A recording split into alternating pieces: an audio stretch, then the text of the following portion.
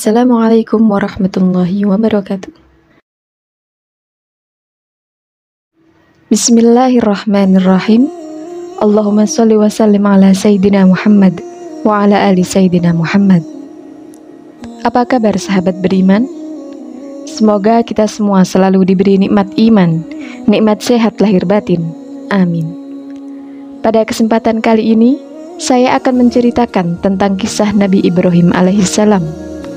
Nabi Ibrahim alaihissalam adalah seorang hamba Allah subhanahu wa ta'ala yang memiliki kedudukan istimewa di sisi Allah. Beliau mendapatkan gelar kehormatan Khalilullah, atau yang artinya kekasih Allah. Itu adalah derajat kenabian yang sangat luar biasa nilainya. Di dalam Al-Quran memang tidak banyak menceritakan tentang proses kelahiran dan masa kecil Nabi Ibrahim. Beliau lahir dengan nama Ibrahim bin Tarih, bin Nahur, bin Saru, bin Ragu, bin Faliu, bin Abir, bin Solih, bin Arfahsyad, bin Sam, bin Nuh alaihissalam. Sebagian ulama mengatakan bahwa nama ibu Nabi Ibrahim adalah Amilah. Menurut pendapat Al-Kalbi menyatakan nama ibu Nabi Ibrahim adalah Buna binti Karbita bin Karatsi dari keturunan Arfahsyad bin Sam bin Nuh. Ketika usia Tarih, ayah Nabi Ibrahim mencapai 75 tahun, ia memiliki anak Nabi Ibrahim, Nahur dan Haran. Haran memiliki anak bernama Lut, yang nantinya juga akan menjadi nabi, yang berarti Nabi Lut adalah keponakan Nabi Ibrahim. Menurut para ahli sejarah, Nabi Ibrahim adalah anak tengah. Haran meninggal dunia di tanah kelahirannya saat ayahnya masih hidup, yaitu di kawasan Kaldan, yang dimaksud adalah negeri Babilonia. Inilah data yang sahih dan masyhur di kalangan para ahli biografi, sejarah dan peristiwa. Al-Hafidz Ibnu Asakir menyatakan, Nabi Ibrahim lahir di Ghoutoh, Damaskus, di sebuah perkampungan bernama Barazah, di pegunungan Qosyun. Setelah itu Ibnu Asakir mengatakan, yang benar, Nabi Ibrahim lahir di negeri Babilonia. Adanya Nabi Ibrahim dikaitkan dengan kawasan tersebut karena ia pernah sholat di sana saat datang untuk membantu Nabi Lut. Yang kita ketahui, di masa kecil Nabi Ibrahim, manusia terbagi menjadi 3 kelompok. Kelompok pertama, kelompok penyembah patung-patung yang terbuat dari kayu dan batu. Kelompok kedua adalah kelompok penyembah bintang dan bulan. Dan kelompok yang ketiga adalah penyembah cahaya dan penguasa cahaya. Akal sehat saat itu padam, sehingga kegelapan memenuhi segala penjuru bumi. Saat Nabi Ibrahim dilahirkan, beliau dilahirkan dari keluarga yang mempunyai keahlian membuat patung atau berhala. Ayah Nabi Ibrahim adalah sosok yang sangat masyhur dalam membuat patung sesembahan untuk kalangan umat manusia saat itu. Beberapa ahli sejarah yang lain menyebutkan bahwa ayah Nabi Ibrahim meninggal sebelum ia dilahirkan. Kemudian Nabi Ibrahim diasuh oleh pamannya. Pamannya ini menggantikan posisi ayahnya. Nabi Ibrahim pun memanggil pamannya dengan sebutan ayah. Ada juga yang mengatakan bahwa ayah Nabi Ibrahim tidak meninggal, dan Azar adalah benar-benar ayahnya.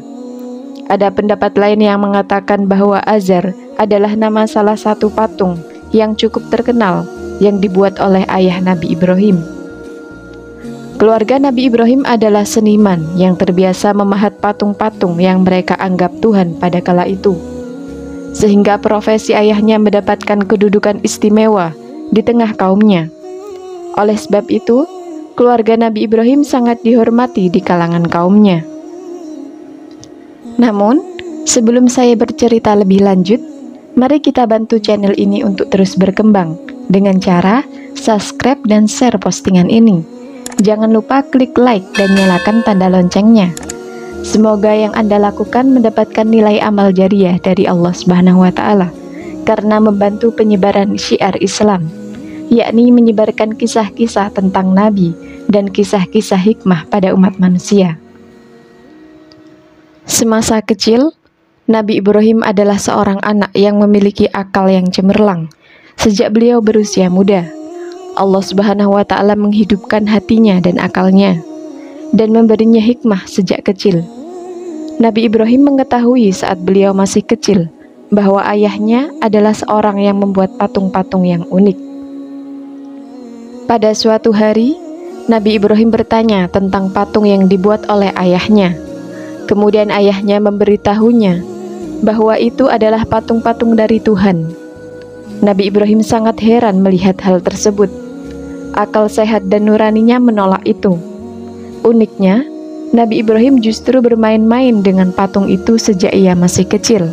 Bahkan, terkadang ia menunggangi patung-patung itu, seperti orang-orang yang terbiasa menunggangi keledai dan juga binatang tunggangan lainnya. Pada suatu hari, ayahnya melihatnya tengah menunggangi patung yang bernama Marduk. Saat itu, ayahnya marah dan memerintahkan Nabi Ibrahim agar tidak bermain-main dengan patung itu lagi. Nabi Ibrahim bertanya, "Patung apakah ini, wahai ayahku?" Kedua telinganya besar, lebih besar dari telinga kita. Ayahnya kemudian menjawab, "Patung ini adalah Marduk, Tuhan para Tuhan, wahai anakku, dan kedua telinganya yang maha besar adalah simbol dari kecerdasannya yang luar biasa." Mendengar jawaban itu, Nabi Ibrahim tertawa. Mungkin dia menganggap itu tidak masuk akal, padahal saat itu beliau baru menginjak usia 7 tahun. Bagaimana mungkin patung yang merupakan benda mati itu memiliki kecerdasan? Manusialah yang seharusnya cerdas dan tidak menyembah patung yang mereka buat dengan tangan mereka sendiri. Di dalam kitab Injil Barnabas yang diturunkan melalui Nabi Isa, menceritakan bahwa Nabi Ibrahim mengejek ayahnya saat beliau masih kecil. Suatu hari, Nabi Ibrahim bertanya kepada ayahnya, "Siapakah yang menciptakan manusia, wahai ayahku?" Sang ayah menjawab, "Kamu ada karena akulah yang membuatmu, dan ayahkulah yang membuat aku." Nabi Ibrahim kemudian menjawab, "Tidak demikian, wahai ayahku, karena aku pernah mendengar seseorang yang sudah tua berkata, 'Wahai Tuhanku, mengapa engkau tidak memberi aku anak?'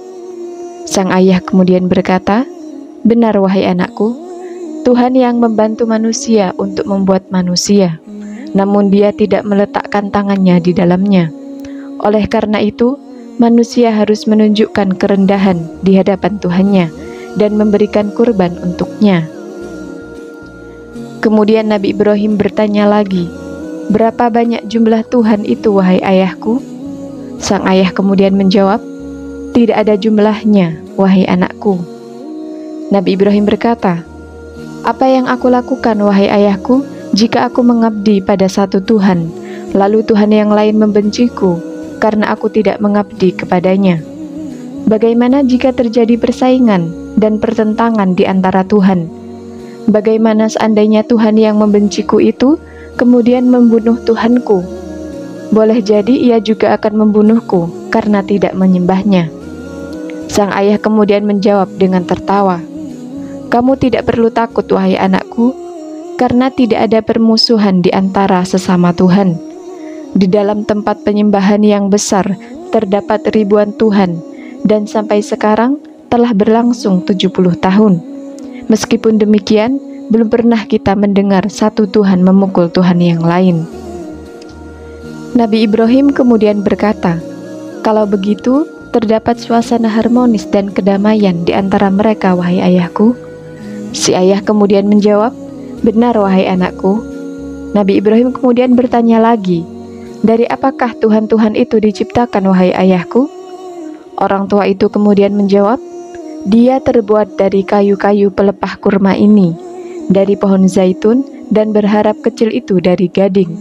Lihatlah, alangkah indahnya, hanya saja ia tidak memiliki nafas." Nabi Ibrahim kemudian berkata, "Jika para Tuhan tidak memiliki nafas, maka bagaimana mereka dapat memberikan nafas, wahai ayahku? Bila mereka tidak memiliki kehidupan, bagaimana mereka memberikan kehidupan, wahai ayahku? Pasti mereka bukan Tuhan." Mendengar ucapan Nabi Ibrahim itu, sang ayah menjadi geram dan marah. Ia berkata, "Seandainya engkau sudah dewasa, pasti aku akan memukulmu dengan kapak ini." Nabi Ibrahim kemudian berkata, "Wahai ayahku, jika para Tuhan membantu dalam penciptaan manusia, maka bagaimana mungkin manusia menciptakan Tuhan? Jika para Tuhan diciptakan dari kayu, maka membakar kayu merupakan dosa besar. Tapi katakanlah, wahai ayahku, bagaimana engkau menciptakan Tuhan-Tuhan dan membuat baginya Tuhan yang cukup baik? Namun bagaimana Tuhan-Tuhan membantumu untuk membuat anak-anak yang cukup banyak, sehingga engkau menjadi orang yang paling kuat di dunia?" Kemudian dialog tersebut diakhiri dengan tragedi pemukulan oleh sang ayah terhadap Nabi Ibrahim. Hari demi hari berlalu, dan Nabi Ibrahim menjadi dewasa. Sejak usia anak-anak, Nabi Ibrahim menanamkan di dalam hatinya rasa benci terhadap patung-patung yang dibuat oleh ayahnya sendiri. Nabi Ibrahim tidak habis pikir tentang bagaimana manusia yang berakal membuat patung-patung dengan tangannya sendiri. Kemudian ia bersujud dan menyembah terhadap apa yang dibuatnya. Diam-diam Nabi Ibrahim menghancurkan berhala sejak ia kecil. Nabi Ibrahim memang membenci berhala-berhala yang disembah sebagai Tuhan oleh ayahnya ataupun oleh orang-orang di sekitarnya. Pada suatu hari, Nabi Ibrahim bersama ayahnya masuk ke tempat penyembahan. Di saat itu, terjadi suatu pesta dan perayaan di hadapan patung-patung. Di tengah-tengah perayaan tersebut, seorang tokoh yang disebut dukun memberikan pengarahan tentang kehebatan Tuhan yang mereka sembah. Dukun itu berkata bahwa patung itu adalah Tuhan yang paling besar dengan suasana yang penuh penghayatan. Dukun itu memohon kepada patung itu agar ia menyayangi kaumnya dan memberi mereka rezeki yang melimpah. Tiba-tiba, di tengah keheningan, dipecah oleh suara Nabi Ibrahim yang ditujukan kepada tokoh dukun itu. "Wahai dukun, ia tidak akan pernah mendengarmu. Apakah engkau meyakini bahwa ia mendengar?" Semua yang hadir menjadi terkejut.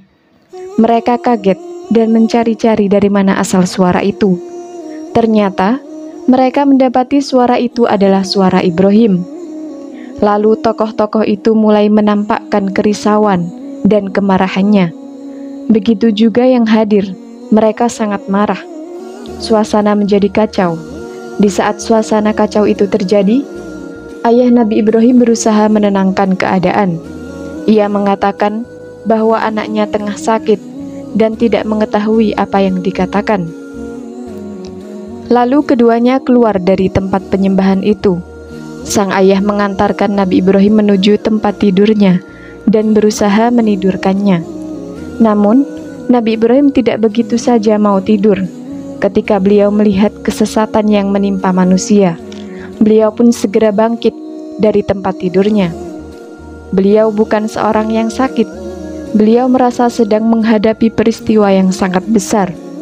Beliau merasa dihadapkan dengan orang-orang yang tengah sakit akalnya. Beliau menganggap mustahil bahwa patung-patung yang terbuat dari kayu dan batu-batuan itu menjadi Tuhan bagi kaumnya.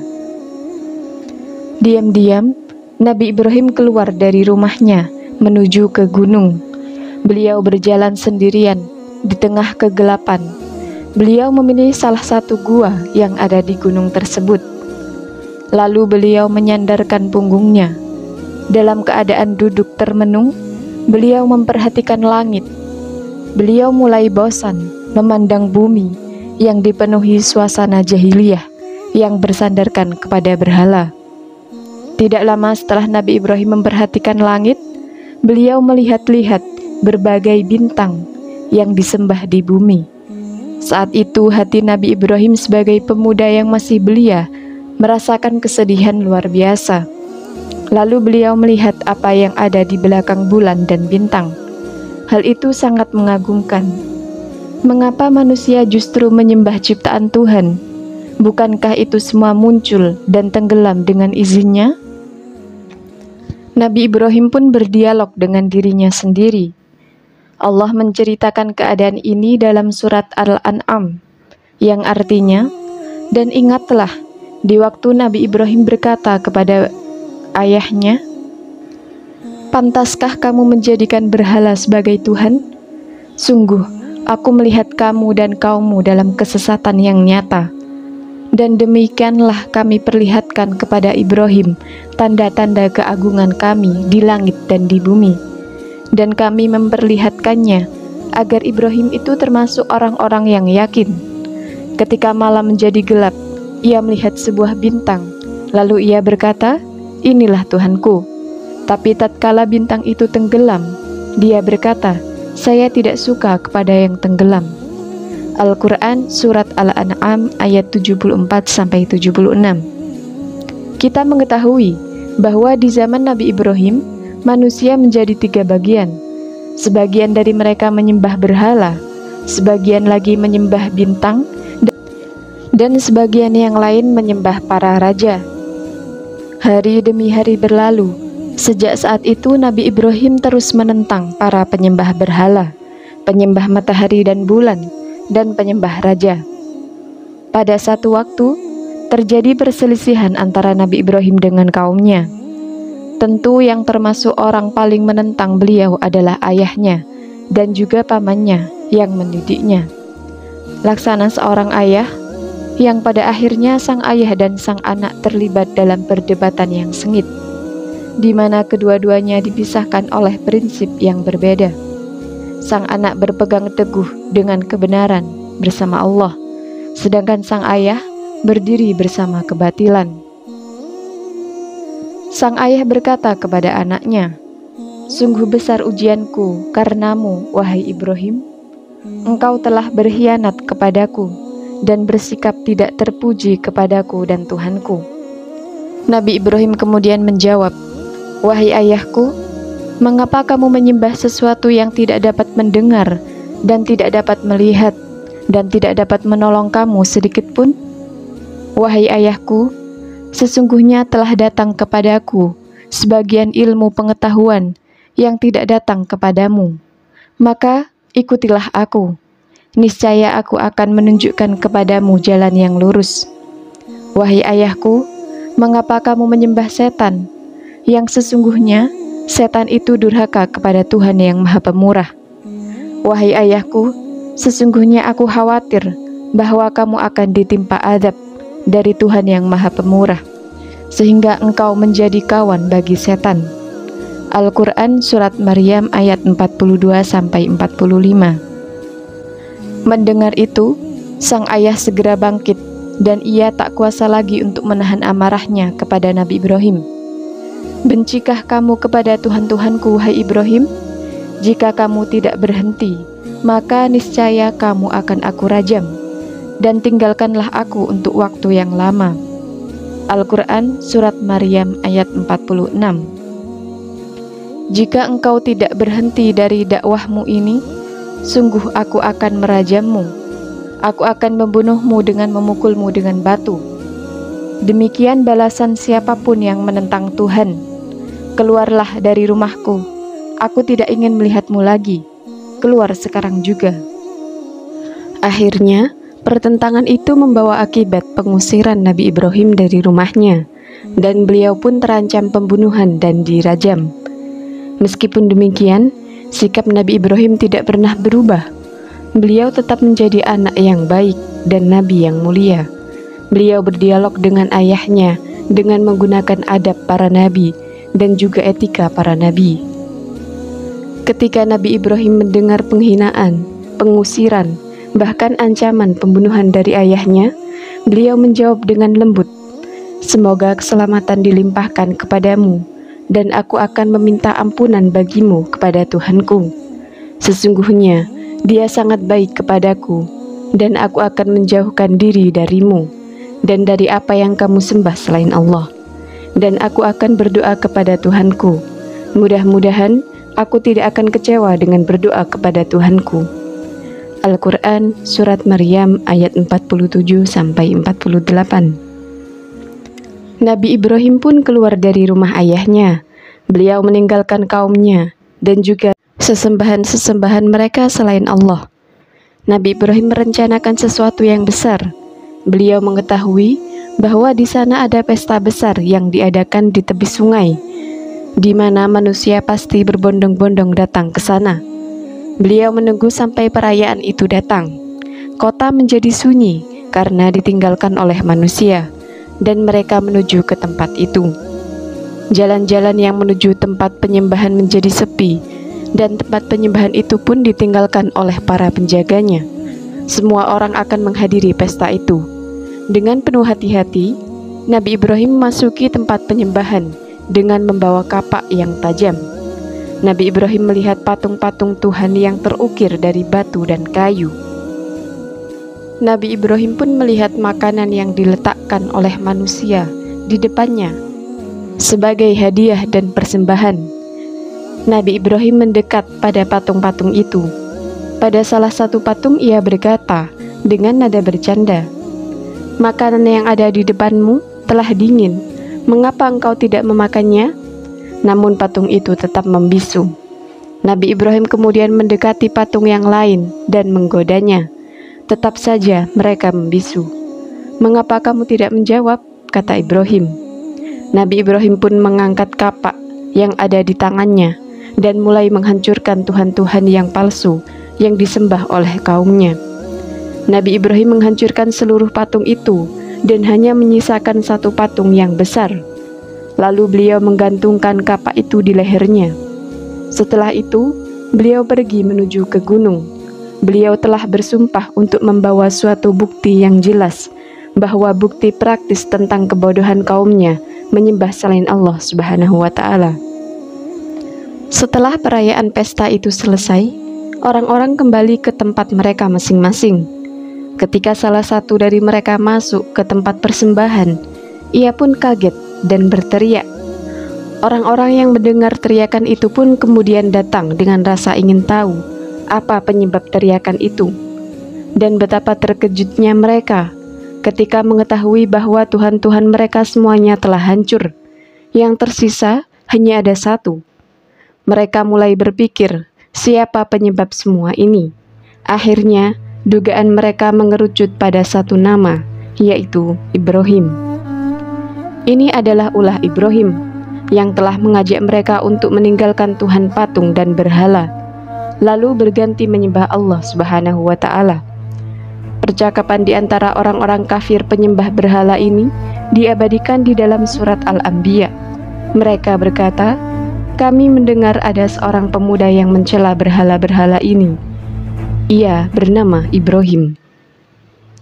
Mereka pun segera mendatangi Nabi Ibrahim, dan mereka bertanya, "Apakah benar kamu yang melakukan semua ini terhadap Tuhan-Tuhan kami, wahai Ibrahim?" Nabi Ibrahim membalas dengan senyuman. Lalu ia menunjuk kepada Tuhan yang paling besar, yang di lehernya tergantung sebuah kapak. "Tidak, sebenarnya patung yang besar itulah yang melakukannya. Maka tanyakanlah kepada berhala itu jika mereka dapat berbicara." Orang-orang itu berkata, "Siapa yang harus kita tanya, wahai Ibrahim?" Ibrahim menjawab lagi, "Hanyalah kepada Tuhan kalian." Kemudian mereka berkata, "Bukankah engkau mengetahui bahwa Tuhan-Tuhan itu tidak dapat berbicara dan mendengar?" Jawab orang-orang itu. Kemudian dengan tersenyum, Nabi Ibrahim membalas, "Mengapa kalian menyembah sesuatu yang tidak mampu berbicara, sesuatu yang tidak mampu memberikan manfaat, dan sesuatu yang tidak mampu memberikan mudarat? Tidakkah kalian mau berpikir sedikit saja di mana letak akal kalian? Sungguh, Tuhan-Tuhan kalian telah hancur, sementara Tuhan yang paling besar berdiri dan hanya memandanginya. Tuhan-Tuhan itu tidak mampu menghindarkan gangguan dari diri mereka. Dan bagaimana mereka dapat mendatangkan kebaikan untuk kalian? Tidakkah kalian mau berpikir sejenak? Kapak itu tergantung di Tuhan yang paling besar. Tetapi anehnya dia tidak dapat menceritakan apa yang terjadi.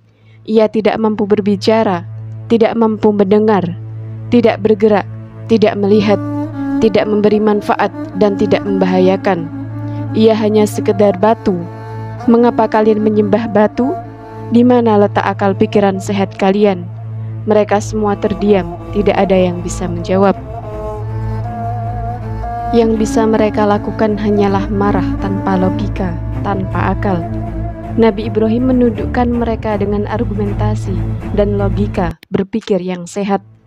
Tetapi mereka membalasnya dengan ancaman akan menggantungnya dan membakarnya. Beberapa hari setelah itu, suatu pengadilan besar yang mengerikan akan dilaksanakan. Nabi Ibrahim akan dihukum dengan cara dibakar. Tersebarlah berita itu di kerajaan dan di seluruh negeri. Manusia berdatangan dari berbagai pelosok negeri. Mereka berdatangan dari berbagai desa dan dari berbagai kota. Bahkan mereka yang tinggal di gunung pun ikut turun. Mereka ingin menyaksikan balasan yang akan diterima oleh orang yang berani menentang Tuhan, bahkan menghancurkannya. Mereka menggali lubang besar yang dipenuhi kayu dan batu, lalu mereka menyalakan api di dalamnya. Kemudian mereka mendatangkan alat pelontar, atau biasa disebut menjamin, yaitu suatu alat atau senjata yang digunakan untuk melontarkan peluru dari batu pada zaman dahulu. Alat itu akan digunakan untuk melempar Nabi Ibrahim ke dalam api, sehingga ia jatuh ke dalam lubang api. Mereka meletakkan Nabi Ibrahim setelah mereka mengikat kedua tangan dan kakinya pada menjamin itu. Api mulai menyala, asap mulai membumbung tinggi ke langit. Orang-orang yang melihat peristiwa itu berdiri jauh dari kobaran api, karena saking panasnya api di sana. Lalu seorang tokoh memerintahkan agar Nabi Ibrahim dilepaskan ke dalam api. Tiba-tiba malaikat Jibril berdiri di hadapan Nabi Ibrahim dan bertanya kepadanya, "Wahai Ibrahim, tidakkah engkau memiliki keperluan kepadaku?" Saat itu Nabi Ibrahim menjawab, "Aku tidak memerlukan sesuatu darimu, wahai Jibril." Nabi Ibrahim pun dilemparkan, lalu dimasukkan ke dalam kubangan api. Nabi Ibrahim terjatuh di dalam api. Api mulai mengelilinginya, lalu Allah menurunkan perintah kepada api. Allah berkata dalam Al-Quran surat Al-Anbiya ayat 69, "Wahai api, jadilah engkau dingin dan membawa keselamatan bagi Nabi Ibrahim." Api pun tunduk kepada perintah Allah, sehingga ia menjadi dingin dan membawa keselamatan bagi Nabi Ibrahim. Api hanya membakar tali-tali yang mengikat Nabi Ibrahim. Nabi Ibrahim dengan tenang berada di tengah-tengah api, seakan-akan beliau duduk di tengah-tengah taman yang sejuk. Beliau memuji Allah Tuhannya dan mengagungkannya. Yang ada di dalam hatinya hanya cinta kepada sang kekasih, yaitu Allah Subhanahu wa Ta'ala. Para pembesar dan para tokoh agama mengamati dari jauh betapa panasnya api itu. Bahkan api terus menyala dalam waktu yang sangat lama. Orang-orang itu mengira bahwa api tidak akan pernah padam. Mereka sangat yakin bahwa Nabi Ibrahim pasti sudah tewas menjadi abu. Namun saat api itu padam, mereka sangat terkejut ketika melihat Nabi Ibrahim keluar dari kubangan api dalam keadaan selamat. Wajah orang-orang itu menghitam karena terpengaruh asap. Sementara wajah Nabi Ibrahim berseri-seri dan tampak diliputi dengan cahaya dan kedamaian. Bahkan pakaian yang dipakai Nabi Ibrahim tidak terbakar sehelai benang pun.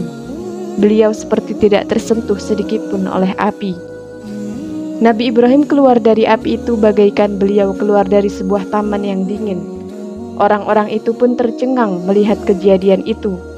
Mereka mematung, kemudian suara bergemuruh ramai terdengar. Mereka berteriak keheranan. Mereka mendapatkan kekalahan telak atas Nabi Ibrahim. Allah berfirman, "Mereka hendak berbuat jahat terhadap Ibrahim, maka kami menjadikan mereka itu orang-orang yang paling rugi."